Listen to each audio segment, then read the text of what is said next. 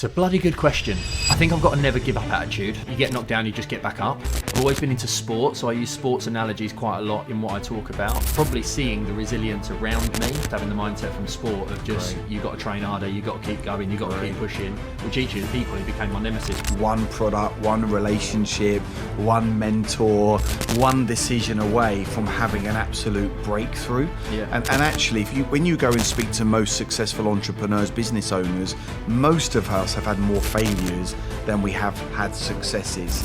I will always look to maintain a very healthy lifestyle regardless of what's going on, and I believe that then pushes me through, because if I can be disciplined in the gym, if I can be disciplined with my food, I can be disciplined with my business and make sure that every single day there is that commitment. How can I not make the same mistakes that I've done before? We need to put better systems in. I need to step back a little bit and find more of these ideal clients. So through those years where you were starting and stopping, nearly lost the business, recruiting, letting people go, through all of that pain and those ups and downs, what was it that kept you in the game? Welcome to another edition of the Dealmaker podcast, and in today's episode I've got a really special guest who has grown a 7-figure-a-year business, working now just 1 day per week. This is going to be a great episode where we're going to take you behind the scenes and really show you some tips and tricks on how you can make more money, become more successful. And I am joined in the studio with my good friend, Gary Daz. How are you, Gary? Very well, mate. Thanks for having me. Great to have you in the studio. Now, look, I've known you for many, many, many years. You're a great guy. You've done some incredible things. Could you just take us back to when you started your life as a business owner, an entrepreneur? Was it something that happened at school? Was it happened after a job? When did you decide that business and entrepreneurship was really for you? So my dad's always been self-employed, always been a business owner. He's ran a 10, 15 million pound a year business. I've grown up in that environment. He went through hard times from around about 6 till 16. We were boot fairs and markets every weekend. Oh, wow. But I basically had loads of temporary jobs leaving college. And then in 2003, after those temporary jobs, and in 50, 60 grand a year, I didn't know what to do. Dad said, go and work for a bank because they'll always be around. I'd always done sales. Long story short, 2003, I qualified as a mortgage broker. By 2006, I'd worked in London, various different brokerages. But my last employed job was working for somebody else, where there was me and a girl called Emma on the day one. And Emma became admin manager. I became sales and compliance manager. And Pete was in the cinema every day, managing the leads and the relationships. But Emma and I grew that business to £100,000 a month in 11 months, specialising in bad credit mortgages. Wow. So I just said to my dad, right, I know how to get leads, names and numbers now, which was always the biggest challenge. I need $2.5 grand. Can I go self-employed?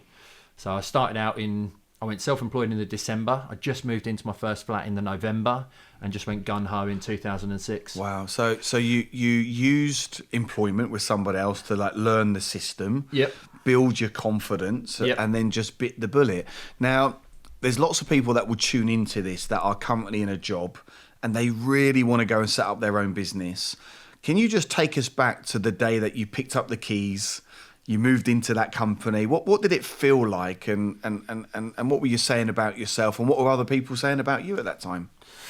Yeah, I think, as an employee, when you set up your own, when I went self-employed, when you were self-employed, most people called me mad. Right. My dad's always glass half full. My mum was always glass half empty. So she thought I was crazy. New mortgage, new bills, then going self-employed with no guaranteed income. But I'm a believer, probably as you are, burn your boats and just go all in. Wow, great.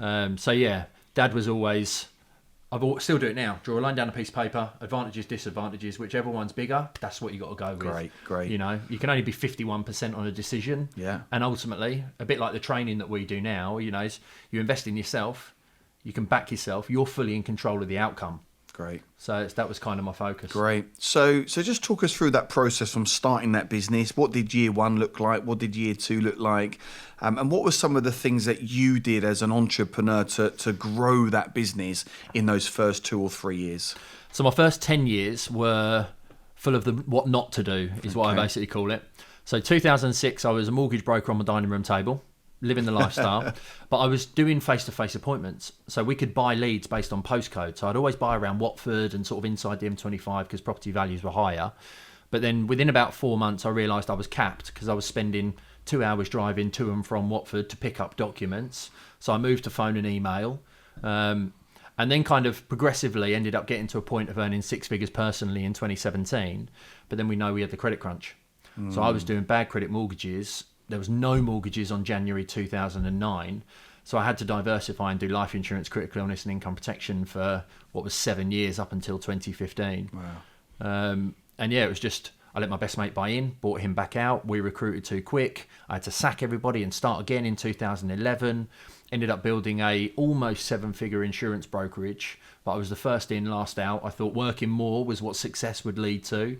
But 2015, I was spending £20,000 a month on low quality life insurance leads and fundamentally hated my business. You know, I'd drive home and just almost have to sit in a lay-by to reset myself before going back into the household where at that point I now had 2 kids. So carnage. through those years where you were starting and stopping, nearly lost the business, recruiting, letting people go, through all of that pain and those ups and downs, what was it that kept you in the game? Because a lot of people at that point would give up, they'd go to what they've always known, they'd go get a job, and then they'd probably have to work until they die. But you didn't allow that to get in the way. So what was it in you that allowed you to carry on? It's a bloody good question. I think I've got a never give up attitude. Like, you get knocked down, you just get back up. I've always been into sport, so I use sports analogies quite a lot in what I talk about. But I think equally, probably now thinking about it, seeing what my parents went through. You know, my dad had invested nearly £250,000 into bringing his brother's company over to the UK. And essentially my uncle sold that company and left my dad high and dry with not enough product to start the business. But that's why we ended up doing markets and boot fairs. So I think probably seeing that resilience, you know, mum writing on a typewriter to get some product into B&Q for like 3 years, which they then ended up doing and becoming a major partner to those guys. So I think probably seeing the resilience around me, as well as just having the mindset from sport of just, you got to train harder, you got to keep going, you got to keep pushing, which equally became my nemesis by 2015. I think that's a great attitude to have, like the never give up attitude. And you're just one decision, one product, one relationship, one mentor, one decision away from having an absolute breakthrough. Yeah. And actually, when you go and speak to most successful entrepreneurs, business owners, most of us have had more failures than we have had successes. And like you, it's just about staying in the game, believing in yourself, but also training your mind and training your body. Now, you're into fitness. Yeah. You've been into fitness for a long time. How do you see fitness helps you as a business owner? Yeah, so I look at mental, physical and financial. And I think if you can find one area of your life where you're able to commit absolutely everything and you're able to push yourself, you're able to be consistent, you're able to dedicate, you know, time, and it's never an excuse, then that becomes transmutable into other areas. So for me, I've always been into sport. I probably should have gone into a career somewhere in fitness, but, you know, I never had that kind of career guidance, shall we say. But yeah, even through losing my mum, my baby turning up early, all of the struggles, the tribulations, it was always... Well, it was 5 a.m. workouts. Then we had our second child, moved to 6 a.m. workouts. So it was just like, it's always been my foundation. It's like a non-negotiable task. It's like brushing your teeth. Yeah, very similar to me. And I do find a lot of the successful business owners that I hang out with, we all pretty much enjoy fitness. And I think it shows a level of discipline and it's a commitment, because I will go to the gym even if I don't want to go to the gym. It's just part and parcel of what I do every single day. I will always look to maintain a very healthy lifestyle regardless of what's going on. And I believe that then pushes me through, because if I can be disciplined in the gym, if I can be disciplined with my food, I can be disciplined with my business and make sure that every single day there is that commitment. So when did you say, so you're now at 2015 or 2017. Yep. We're now in 2024. I know these last 6 or 7 years have been really incredible for you, and you went through a lot of changes. What was it that set you off on a different path, where you had your, let's just call it your first major big break over the last 6 or 7 years? What happened? Yeah, so April 2015, I'd had my my most profitable year ever. But because I'd only withdrawn salary and dividends that we needed to live on, my wife and I wanted to move into a new house, new baby on the way, starting school with our eldest. And I went to the bank and they said, no, you can't move because of how you earn your income. So I'd always wanted to get back to mortgages. So in 3 days, I rang 180 lenders and then found basically a niche in self-employed. We found the house in July. We moved in the October. I said to my team of 15, you've all got 3 months to find new jobs because I've got my route back to mortgages without relying on estate agents or buying leads. So January 2016, I started again for the third or fourth time and kept my PA and just went gun-ho on social media, content marketing, all the free and organic methods that I could, networking as much as I could. The average mortgage advisor in 1 year does somewhere between 60 and 100,000 if they're good. Me and Lauren banked 324 in 12 months, working with ideal clients. And then it became a case of, I did 9 till 9, 6-day weeks again. We just doubled our mortgage, doubled our expenditure. So you were back in the rat race. So I was back in the rat race. And I hit all my targets by the November and celebrated with a TTRS. I remember that. I remember you getting it, yeah. Yeah, and it then became a journey of 2017 was like, right, how can we work smarter? How can I not make the same mistakes that I've done before? We need to put better systems in. I need to step back a little bit and find more of these ideal clients. And it just went on a progressive journey of sort of improving the business, getting to a stage of generating enough leads that in 2019 I was able to bring on my first salesperson. But at the same time, because of writing my book, The Self-Employed Mortgage Guide, because of all the content marketing, my industry started asking me for help. So I then kind of launched a bit of a side project. It was a £99 a month membership because I was getting so many questions that I just said, right, I'm going to do a Facebook group. I'll do one live training every week. Who wants to come? And that by the end of 2019 was around about 60 people paying £100 a month. And it was a nice little kind of kickstart to what was a training business then. Great. So I just want to take you back to that first year again, 9 till 9, 6-7 days a week. Yeah. I think you made some, and you had children, you got your wife, and I know, family's a real important value for you. Yeah. So, but you were willing to do then what a lot of people aren't willing to do, and that is make those sacrifices. And the reality is to make it to the top of the mountain as a business owner, entrepreneur, and anything that you do, we've got to hustle. Yeah. And we've got to put in the time, and we've got to make those sacrifices. What did you do? Because there's a lot of people that I meet that have resistance with their wives or resistance with their husbands. What did you do to not have that resistance in that first 1 or 2 years? Did you have a conversation? How did you get your wife to buy into what you were doing? Yeah, so I'm an old school family values person. So, my wife and I got married. She very much wanted to be a mother. My father was always the provider. So I wanted that flexibility. My wife still works. She's a self-employed hairdresser. But it was just a case of, as you said, sitting down, having a conversation. Look, this is what we've got to do. I know we've doubled our mortgage, but I can go all in on this new direction of mortgages again. And I feel there's a niche and an opportunity to capitalise on. And just being open and transparent. And, our Sundays, as it was always I won't work, we'll have family time, and I'll realign with our diaries for the week as to where I'm going to be, what I'm going to be doing. And occasionally there might be an opportunity to sync out, but it's like... Right. It's almost that thing of, if I don't do this, we're screwed. Yeah. If I do this, short-term pain, long-term gain, it'll be fixed in 12. I think honesty and communication is really key, right? Yeah. I did a similar thing with my wife, 8 years ago as I started Assets for Life. I said, hey, look, I'm going to travel the country. I'm going to be getting home late. I'm going to be making sacrifices. But what's your vision? Where do you see us going? And really made sure that we was aligned on a week-by-week basis, even if that was just a Sunday afternoon for a meal. And I think that's really important. Never to allow someone you love or your partner or a friend or a family to ever get in the way of what you want to do. Yep. But ultimately you've got to show them respect because you're going to do it anyway. We're mad entrepreneurs, right? There's just no reason why we're not going to do it. So that's some really good insights there on what people can do. So if you're listening to this now and you've got some issues with your loved ones, go and have that conversation. But also, make sure you put some time in the diary to spend some time. So you talked about becoming a content creator, generating leads, smashing it out the park for that first 1 year, 9 till 9, 6, 7 days a week. What do you mean content creator? What do you mean generate leads? There's a lot of people now that are going to listen to this that need leads. They need to create content, but they're afraid of social media. They're doing it the old way, the slow way. Could you just share us some insights into some great tips on how people can create content? What does that mean? How can they get leads? How they can convert those leads? Because I know this is something that's really helped you and your clients. Yeah, so my second book is called The Lead Generation Guide, because it was kind of the challenge that I came up against. And in there, we've got a 5-step method and a 5-step formula. So to bring it into context, as you mentioned, the old way, 2009, I'd pay £15 for a name and a number, and I'd probably end up speaking to 70 or 80% of them.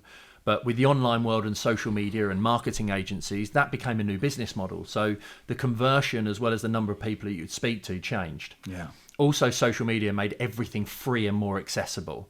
So I think it's really important with how you do content marketing is you first got to get clarity. Who are we talking to? Great. What are we talking about? What are the problems that they're facing? Because people are more inclined to move away from pain than they are towards pleasure.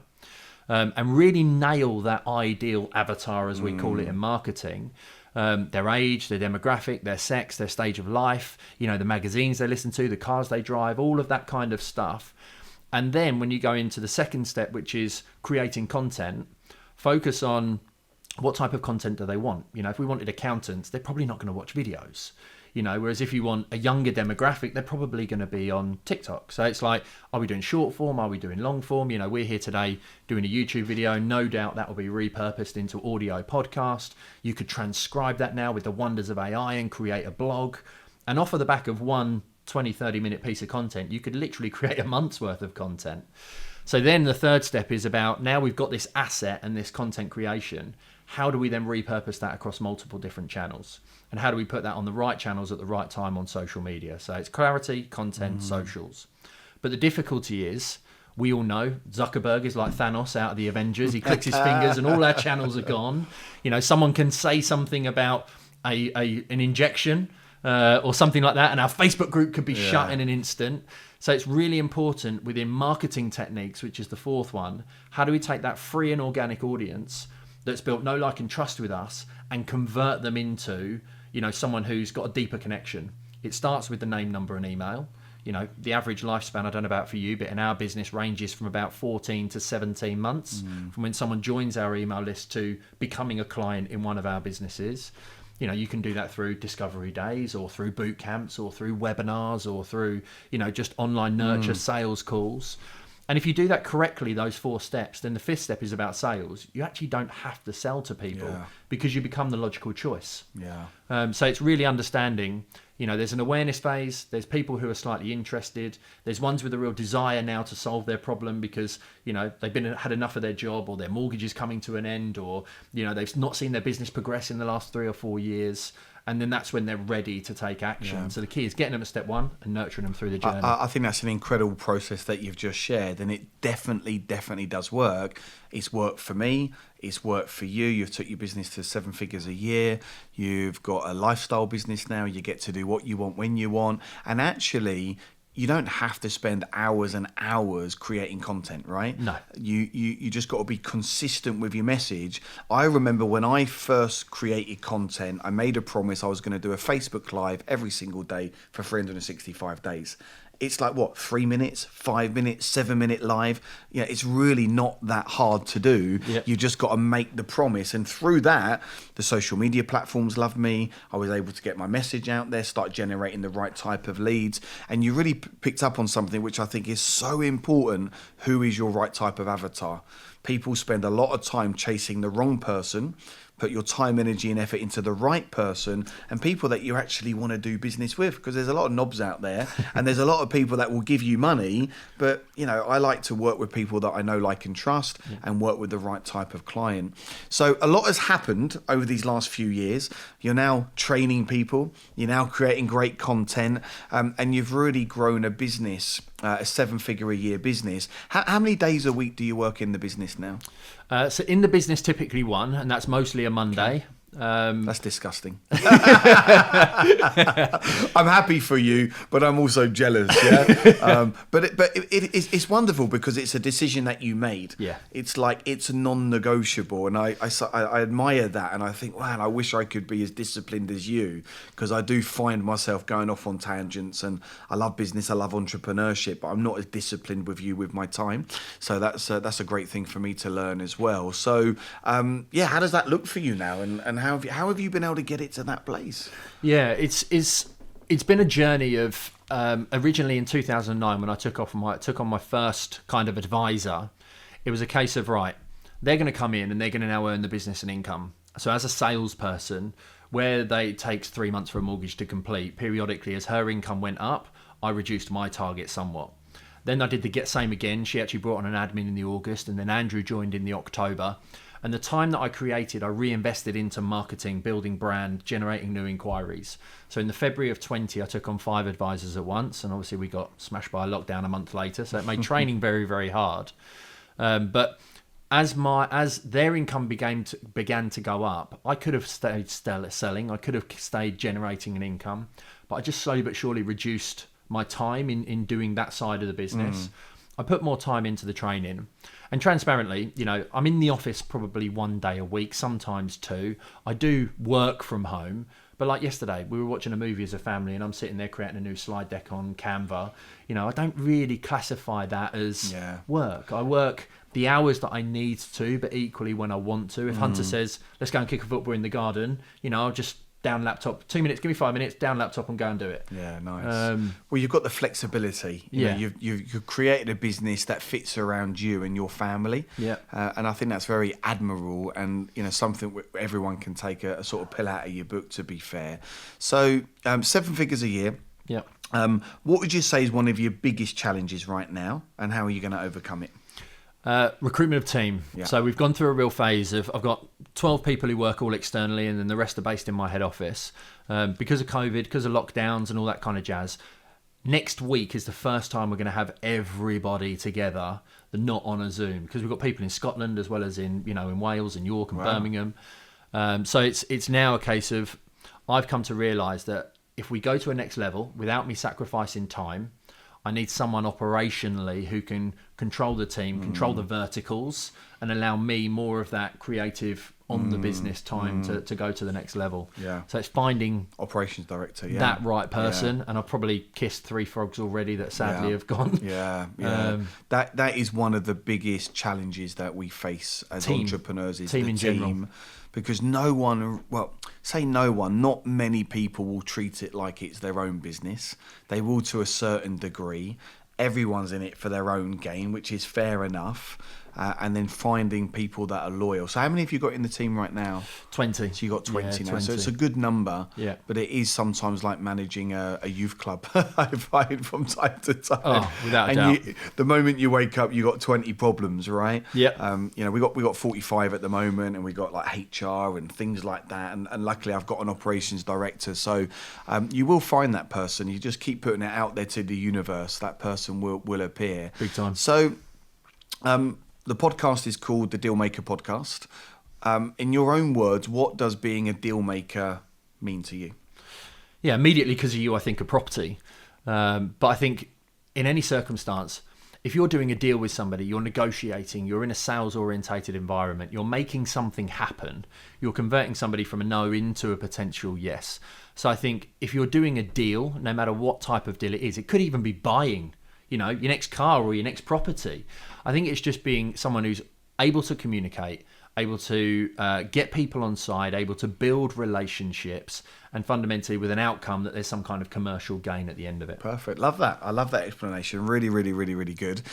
Anyone tuning in now that's looking to start or scale their business, maybe they're going through a hard time, maybe they've lost some confidence, perhaps they're in a position where their business is doing really well, but they're working in the business, not on the business. Do you want to just share some sort of final words, some tips, some tricks, some words of motivation or inspiration? That'd be great.